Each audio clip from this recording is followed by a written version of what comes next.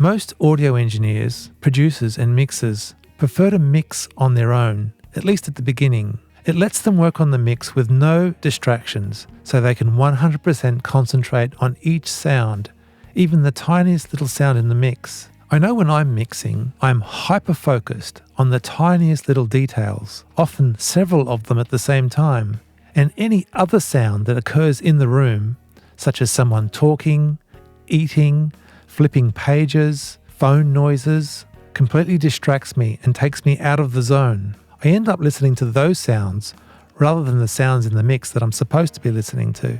So I believe it's always best to leave whoever's mixing alone for a while they work up the mix to a point where they're ready to show you. Then by all means come in and make your comments, changes and suggestions, but at least initially give the mixer a chance to do their work with no distractions. Also, when you're on your own, you're more likely to want to explore and try things out. Some of those things might not work, and you might not want to do that in front of a room full of people. But sometimes those crazy experiments really pay off, and you end up with something quite good. And one of the worst things you can do to a sound engineer or mixer is give them conflicting notes, such as one person wanting something turned up and another person wanting that same thing turned down.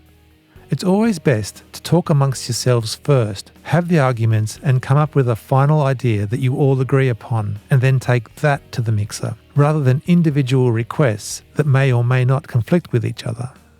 And usually the best results happen when each member of the group has had a chance to listen to the mix in their own home environment.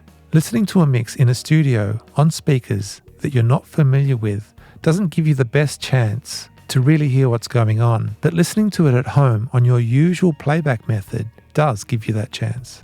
And you should be basing your opinions more on that than what you're hearing in an unfamiliar environment.